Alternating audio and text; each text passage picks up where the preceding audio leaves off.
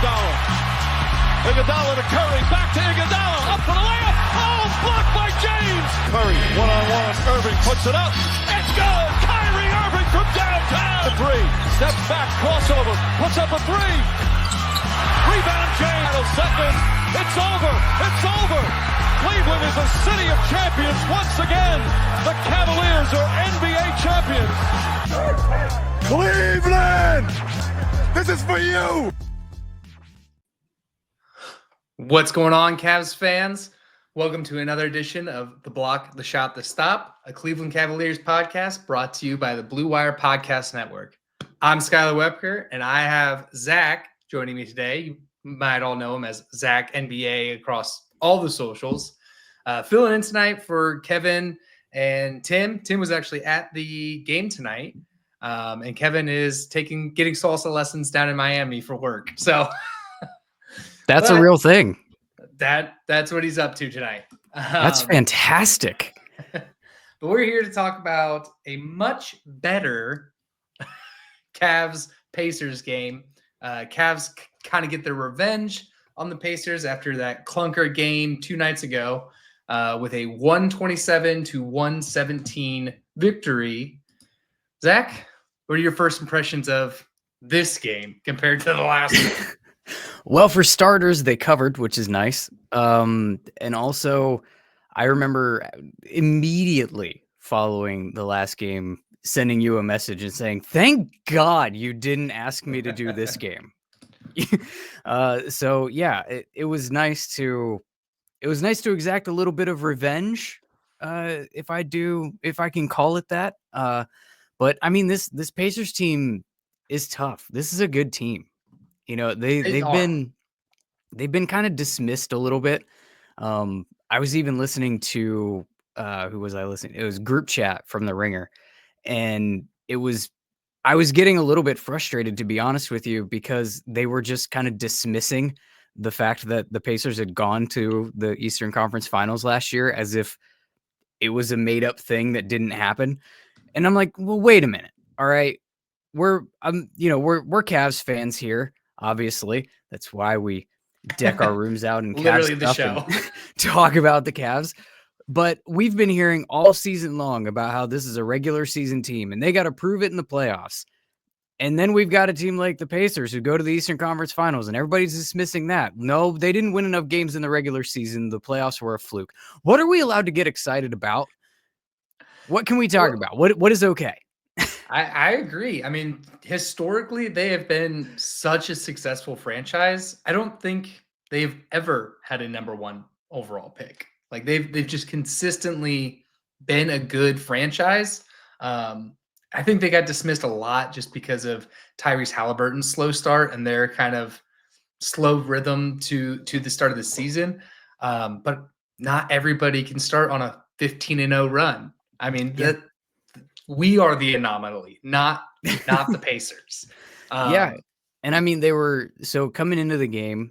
I just want to set a little bit of the stage because I didn't get to say anything about the loss, but I saw social media kind of going crazy. Like, this is why you can't trust the Cavs yet.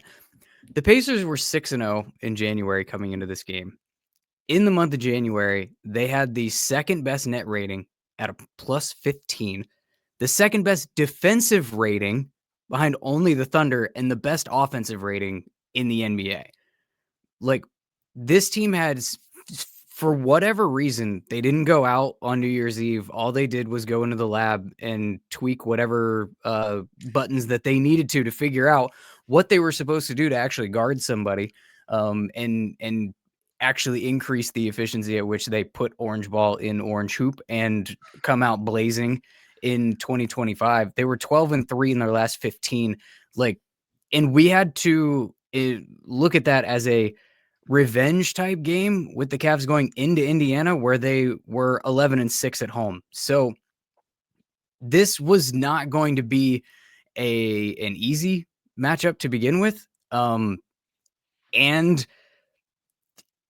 it wasn't like it, it played out the way that you, I think, kind of expect this matchup is going to.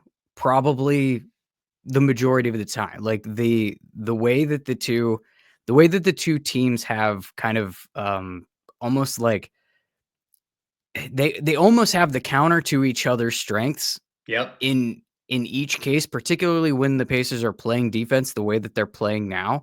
And if Halliburton plays, like it's just another dynamic where they're they're not mirrors of each other by any stretch. Like I don't want anybody to be like, "What do you mean they're not the same at all?" Like I get it, but like the Pacers can counter the double bigs. They have good defenders that can guard the guards, and the Cavs can also match the Pacers in their pace and get physical with them and, fight with them for rebounds much, much better tonight than they did on Sunday, actually getting after it on the offensive glass. That was a point of emphasis they kept bringing up on the broadcast. Like there was, they match up well to fight against each other like a lot, and we saw it. Yeah, that's something Kevin and I talked about after this clunker from 2 nights ago. Is out of all the teams in the league, I think the Pacers have the best counter to the Cavs because they have a dynamic guard just like the Cavs in Halliburton. They have Siakam and Miles Turner, who are just Miles Turner historically has been a bad matchup for for Jared Allen. They've met. This is their 20th meeting, and this is the second. No, he still didn't even break it tonight. He's only had one double-digit plus-minus game in the positive against Miles Turner. That's a So pull. yeah, you're right. These are teams that are mirroring of each other. They have two lengthy bigs in Siakam and Turner. Especially Turner, who is a stretch big, traditional stretch big. They have guys that come off the bench that drive you up a wall in TJ McConnell that you would love to have on your own team. And I'm sure a lot of people feel that way about Max Strus or Lever or Okoro or TJ Maxx / Ty Jerome. So I think you're right. I think these are mirroring teams of each other. I think they do. I think that they are set up well to counter each other. I think the Hawks are uniquely built to be difficult for the Cavs, which I think we saw in the first couple of matches. Not to make this a Cavs and Hawks podcast, but to your point of like just two teams that are uniquely built to be a pain in each other's hindquarters. Yeah. These two are built to counter specific things, where I think the Hawks are built kind of uniquely to just be difficult. Yeah. I mean, the Hawks, they've built their team pretty much with Trae Young and then 3-and-D wings. Yep. That is the Hawks. Yep. And what's the one thing that the Cavs don't really have on their team is that just like lengthy 3-and-D wing depth. Right. We have a Dean Wade, and then we have guys that do a really good job of like being effective without being the long, lengthy, 3-and-D wings. So it's again, we got a little sidetracked with the Hawks. The Pacers, man. The Pacers. Well, I'm happy to see Donovan Mitchell coming out as a gunslinger after 2 nights of poor shooting against the Thunder and then that first Pacers game. It's good to see Donovan Mitchell shooting the ball as well as he did. Yeah, it was there was like two things going on at the same time. There was a clear point of emphasis made on for the Cavs to get to the rim and do so aggressively and not just look to kick when they did it. Like they were finishing at the rim and like it felt like watching. I would have to really go comb through the numbers to see if the eye test matches whatever they actually say, but it felt like they were going to score more than they typically do. And I think that's why you saw them getting to the line early on. And I think that it was particularly true for a guy like Donovan Mitchell, who came out, and I literally have in my notes from the game somewhere in this mess of streaming of consciousness that there was just a different look in his eye. When he Mhm. was at the free throw line in that first quarter after he had done something, I don't even remember which finish it was, but I think I can't remember if it was an and one or if he had just gotten fouled, but he just had that look, and it almost reminded me of the LeBron Miami, like, meme look. Yeah. You remember that where he just had Yeah. that it was that Celtics game that he just went absolutely berserk. Um, the look in Donovan Mitchell's eye reminded me of that meme as he's sitting there at the free throw line. You can see he's just like he looked like an angry bull just seeing red. And that's how he came out to start the game. And I was I was a little worried there down the stretch because he had gotten quiet in the second half. Mhm. Luckily, the Cavs have the best clutch player in the NBA because that's when Darius Garland I was gonna say, decided I that he don't was know gonna which one you're wake up. talking about. Yeah, like so it worked out obviously in the Cavs' favor, and hopefully Garland's knee isn't anything that's gonna linger and be a problem because he ended up what did he have, like 11 in the fourth, I believe it was. He was at least sitting on 11 in the fourth. I can't remember if he got another bucket or not. But it was about that time I was sitting there thinking, Donovan Mitchell had like 27 in the first half and he was sitting at like 33. And I'm like, that we might need something here just before the Ben Mathurin technical that got him Mm, tossed. And then it seemed like, okay, the wind is out of the sails and yeah. this thing is out of it's kind of spiraled away from the Pacers and the Cavs are going to be able to sort of just push this one on through without needing Mitchell. But I was wondering there for a second if we were going to need him to reassert himself Yeah. offensively and pull something off down the stretch. It's funny that kind of the absolute flip of the script between that last game and this game, because we mentioned how in the last game the Cavs felt like they let the refs get to them a lot. Yeah. Levert got a technical, Kenny got a technical, and in this game it felt flipped that the Pacers let the refs get to them over, I don't want to say ticky stack stuff because the one technical where Nemhard pulled up over the rim. I mean, these guys got to know they can't do that. I don't care as a fan. Like, if I were a Pacers fan, I would love to see that. But if the league is going to call it, you got to know not to do it.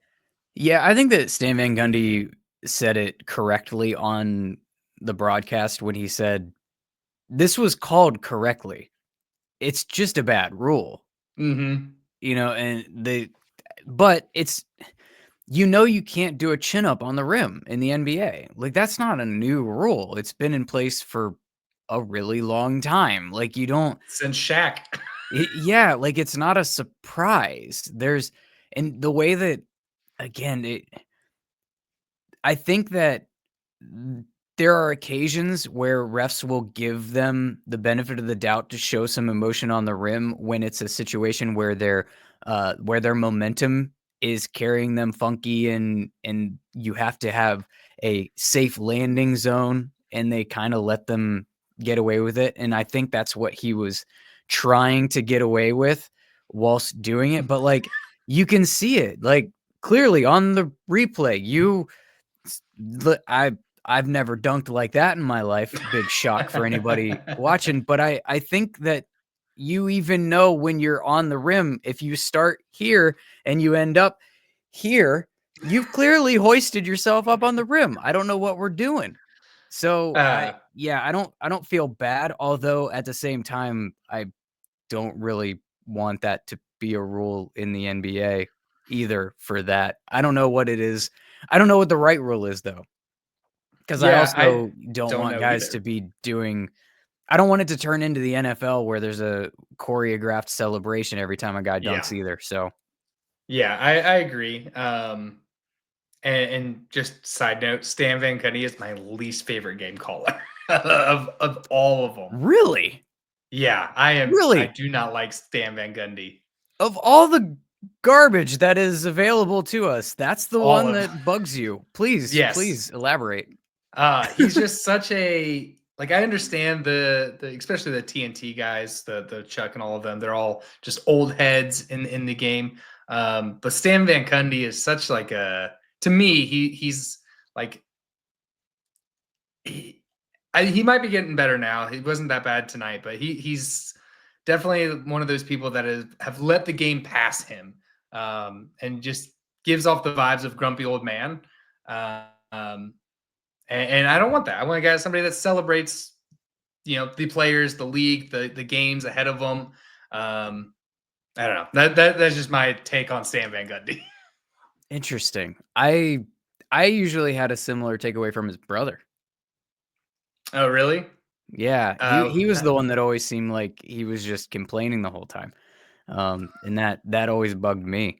I mean, granted, both of the Van Gundys, in terms of seeing the game of basketball, there's very few humans on the planet that are in their stratosphere of just intelligence level on a basketball floor. So it's never, to me, I'm not one of those guys that's going to sit here and be like, this guy's an idiot. That's not how I like to consume basketball. But I've kind of always liked Stan, at least within the TNT lineup. He's always been my preferred color analyst of pretty much everybody that they throw out there. that they roll out there. Yeah. I love the ESPN broadcast, especially from that Thunder game, that crew that they had with Doris, and Richard Jefferson and Bang! yes, yeah. Beaker, what was his last name? Mike Breen. Breen, that's what it is. Yeah. Like that's an all-star, that's a golden, broadcast team. And I also love I guess it's not Bally anymore, it's FanDuel, whatever. But I just love the Cavs guys too, especially when they have Brad's been really good this year. Like I really like Brad Doherty on the call. You like the Homer broadcast. I got you. Yeah, well, I got to. I have to. I got you. I loved it when it was AC. He doesn't really do it as much this year because it seems like Brad Doherty kind of took that over. But Brad's been doing great. Yeah, it's probably a little bit cushier gig in the studio. Yeah, probably. A lot less travel. We're getting so far off track. We are. We are. So did they play tonight? Was there a game? Should we talk about the game? Yeah, they played a little bit. Just checking. So I love seeing Darius Garland play, especially play through when he got knocked down and shaken up. And you alluded to it, they were working on his hand and then they were working on his knee. And he just kind of didn't. He looked like he got his bell rung when he got up from. It was just a trip, but he got kind of dogpiled in that trip. So it was good to see Darius Garland finish out. And I love my favorite part of Darius Garland's game is just like all of the off rhythm movements he makes. And then just finishes with like the best little floater that in the league. Like that's just my favorite little move of his. Yeah, I have often referred to Darius Garland as things like my spirit animal, or that watching him play basketball is the definition of pure basketball joy. Those will commonly show up on my X or my Blue Sky feed. I was just taking a look because he started the game really slow offensively. He only had 1 point in the first quarter. He was setting guys up, but he still only had 6 at halftime. He did end up scoring 13 in that fourth quarter, though. Yeah, in 10 minutes, finished with 24 points. Yeah, like he took over down the and I was worried because of the knee, and like he was gone for a bit, and then he came out in the fourth quarter, and it was like, oh, okay, we're good to go now. Like it was good to see him come back in the game, and not only come back in the game, but come back in and pretty much take over during Garland time. Yeah, I mean, the reigning NBA Player of the Week, Darius Garland. Mm-hmm. I don't know if he still is. I haven't looked yet, but he is the only player in the league that is 50, 40, 90. I think they And said on the still, broadcast that he had just dipped below the 50. That's what he's been flirting with. It's been like a couple of tenths. It looks like right now though 49.8. That is 50 to me. But he's been kind of just like fluctuating in that 49.3 to 8-ish range like all year. And can I just say the thing? yeah, His effectiveness and his efficiency is not those 0.2 of a percentage point one way or the other. The defense is dealing with a 50, 40, 90 threat on a night in and night out basis with this guy. He's been incredible. We don't have to go down this path, but he is playing absolutely like an all-star. there we And go. That's what I it's wanted to get to. and he did it again tonight that's the thing that I still wonder how that's going to continue to play out, whether it's going to be like this or if they're going to find a way to kind of both go. If you noticed in this game, Donovan Mitchell has it going and he's hot in the first half. Darius Garland, not so much. Fourth Mhm. quarter, Donovan Mitchell's not the one that's really pushing things and scoring. It's Garland time. Those two are still your turn, my turn a lot when it comes to like these explosive performances, but it's not nearly noticeable like they've been in the past in Mhm. terms of the actual style of play. It's not your turn, my turn from the standpoint of one of them standing at half court watching the other do a high pick and roll. Like, Yeah. but it is still a little bit your turn, my turn. Like, oh, you've got it going. Go do the thing. I'm gonna be a threat off ball for you, but like, you know, um, let the dude cook. And I'd have to go digging to see because I obviously didn't prep this. It's just popping into my head now. I do wonder how often we've gotten so far this year where both of them are like legitimately like going off at the same time. Yeah. It would be great. I have definitely noticed that where, it is, hey, Garland, you're rolling. Keep feeding, keep feeding, keep Yeah. feeding, vice versa. I think the only difference that makes it less noticeable now is with the style of play that Kenny has instilled in these guys. It Yeah. is definitely a pass first offense. They are kicking out to anybody that's open. They're kicking or driving in and dumping off to Allen or Mobley. So I think that's the reason why it's not as noticeable as the JB Bickerstaff era because I mean these guys are still racking up, 2, 7, 3. Karis LeVert had 7 assists tonight. I mean these guys are still racking up quite a bit of assist numbers, even with like the driver of the play being kind of switching between Garland and Mitchell. I do want to get to a point where we can kind of feel as good as we felt during the Kyrie or LeBron days, where they both went for 41 in a playoff game. I think it's interesting to your point about the assist numbers though that it really is systemic because they don't Mhm. have anybody. Even Garland is only averaging like 7 assists a game. I say only, it's not like that's nothing, but I mean when you've got a guy, who he's vying for all-star attention with like a Trey Young who's averaging like 12 assists a game. And Darius Garland has the game that is fully capable of being that table setter and being more heliocentric, but that's just not the way that they play. They go so much off of like making the next pass. They're like top 5 in the league in assists as a team, but they don't have any one individual player that is, facilitating the bulk of that in a way that, other Mhm. teams have where they've got like a more, even if it's not a full on like Luca heliocentric situation, there's still a you still have like the Chris Pauls who are averaging like 8+ assists a game on for the Spurs and stuff like that. Like it's a a list of guys ahead of any Cav individually.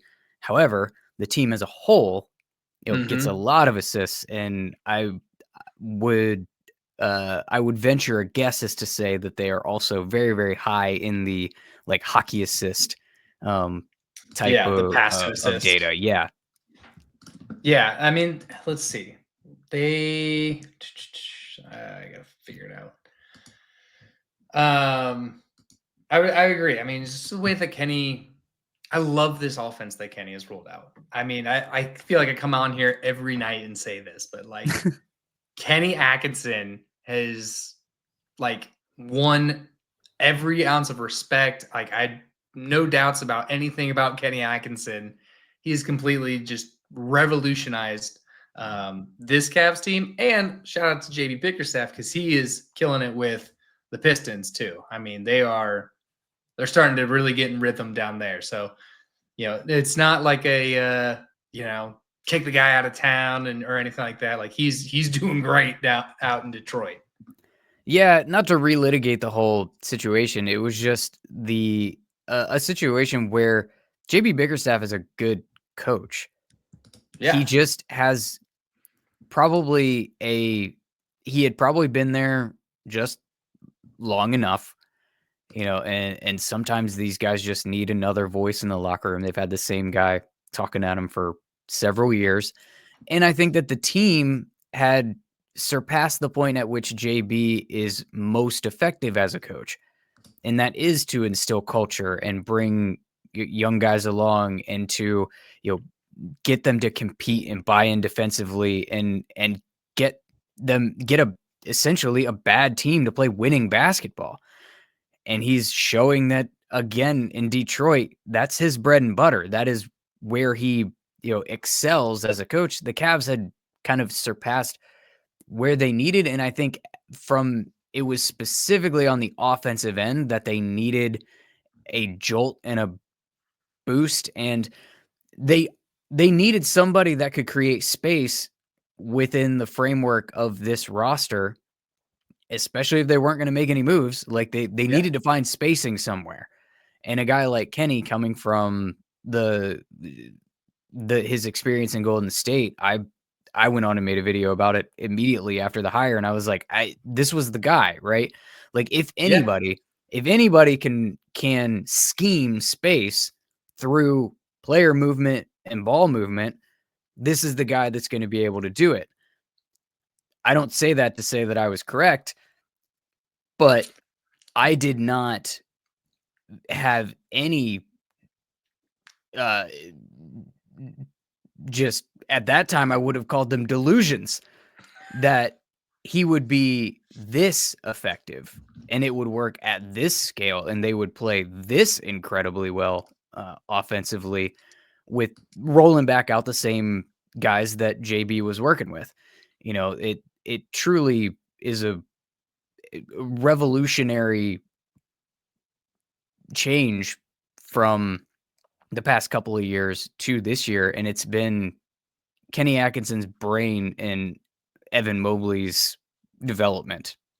Absolutely. I mean, speaking of which, he went berserk there for a minute in the third. He looked like he was taking something personal. Somebody said something about a member of his family or something with those 13 points in the third because they were assertive, angry points.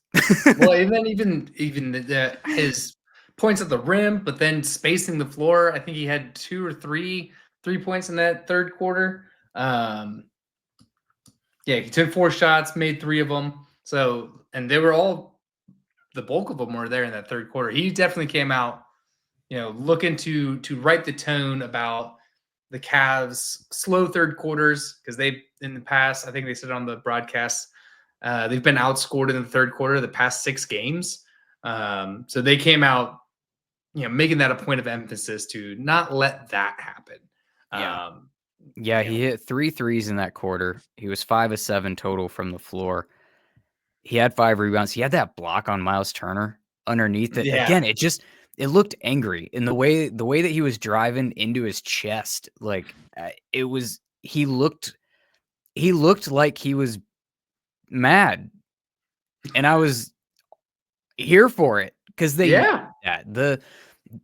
This game I think was a really great display of the physicality that still exists in 2025, despite what the old heads will tell you, between two teams that clearly were taking their matchup personally.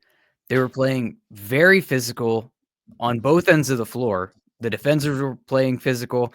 The offensive guys were taking it to them with physicality. And yet it wasn't chippy. There wasn't dirty. There wasn't extracurriculars in any way. It was really just two teams showing that like they probably don't like each other much. You mean that Nembhard bow to Jarrett Allen wasn't a little chippy?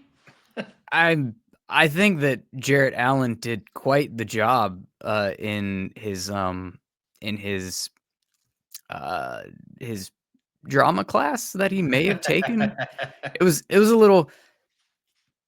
I wouldn't have expected that level of contact to elicit that particular level of response in a sizable young man such as Jarrett Allen. However, I didn't see any. There was nothing dirty, while emotions were clearly still high. Mm-hmm. And that's the kind of thing that is basically just as close to playoff basketball as you're going to find from an energy perspective in the regular season is that type of thing. And so I was pleased with the way that the Cavs were able to kind of, work through that being the case and keep putting their foot on the gas when the Pacers would make their run back. Yeah, that was something I noticed in the Thunder game. That the officiating kind of let them play through stuff. They let them play very physical, and we did see that here tonight. And I'm curious how much I think this game for the Cavs was a revenge game. They kind of had the taste of piss and vinegar in their mouth from last night's game, or not last night, but the last game against the Pacers, while also having their sights set to Thursday's game for OKC.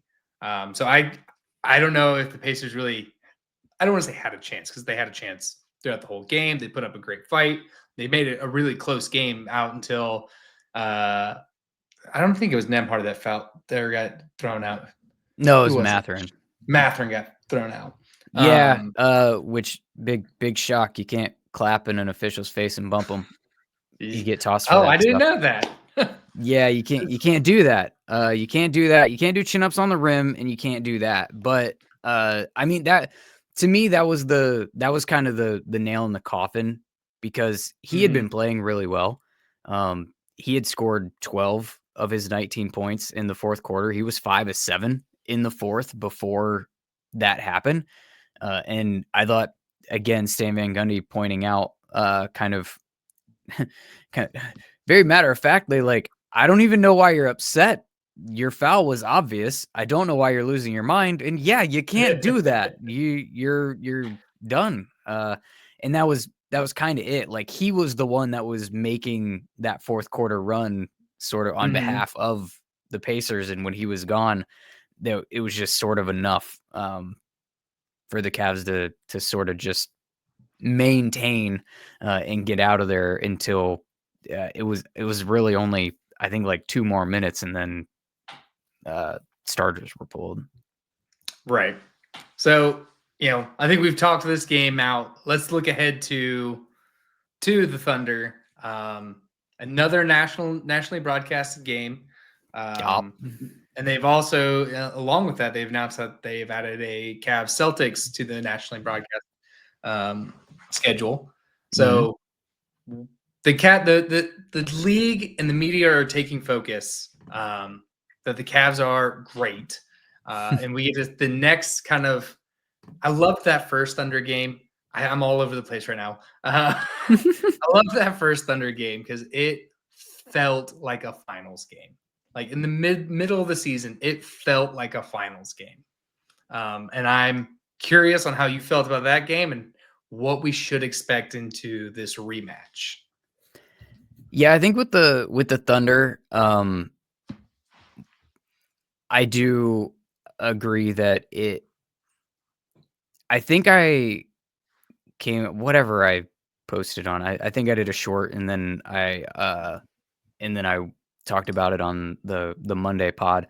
But if that was perhaps a possible finals preview, then I think the entire sporting world and the NBA world is in for a highly entertaining and engaging series. And I think I would not only be on board as a Cavs fan, because that would mean that they were in the finals, but also just as a fan of the NBA, that could be really, really highly entertaining basketball.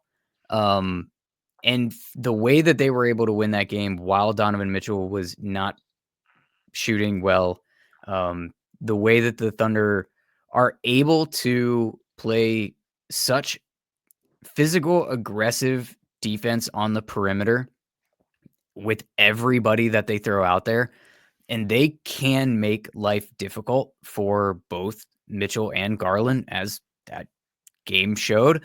But the way that Jarrett Allen and Evan Mobley were able to unlock the short roll and basically punish them every single time that they, okay, you can quote unquote take away, our guard play, but hey, watch this. And that's something that the Thunder without Chet didn't have an answer for. And that big to big passing was on display in a way that, let's be frank, we've seen in flashes. We've not seen the Cavs two bigs play like that for that extended period of time with that kind of, I mean, granted, they haven't played with that level of stakes period this year, but like they I can't remember what it was. I think they combined for like 11 or 13 assists in that game or something. I think it was 11. It was bananas. It was a Yeah, lot. for the bigs. Jarrett Allen had like 6, which is not what the Cavs ask of him to do. And the fact that they were able to do that and find another way to win against that level of opponent, and I can't imagine Thursday being as good as the game of the year from an entertainment standpoint. I'm not going to set that high of a bar, but I would be shocked if it wasn't just as competitive, just as compelling basketball. All of the narratives are still there with the exception of the winning streaks. You know what I mean? It's still the best offense against the best defense. These are still the two head and shoulders, by record above the rest in both of the conferences.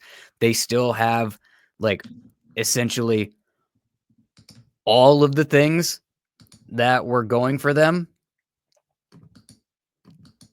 the whole time. Sorry, I'm apparently having some camera issues at the moment. That's well, we can still hear you though, unnecessary. So. Yeah, so I'll just talk, I guess. Yeah, I agree with a lot of your points in this game or in this upcoming game. I mean, the best thing that could happen for the league is that these two teams make it to the finals.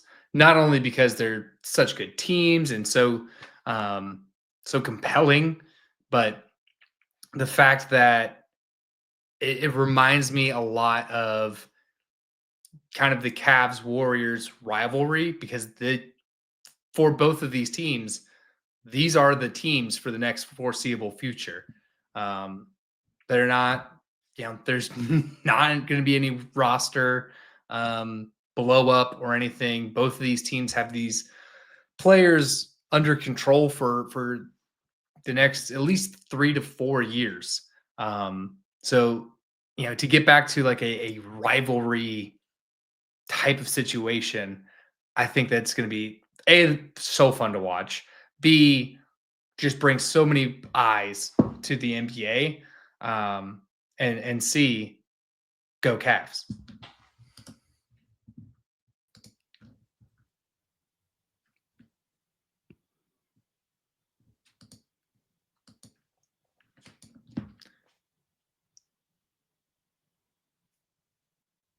Well, we're kind of over time in our normal episodes anyway, so maybe your equipment just kind of went to bed at the perfect time. So for that, I'm Skylar Webker.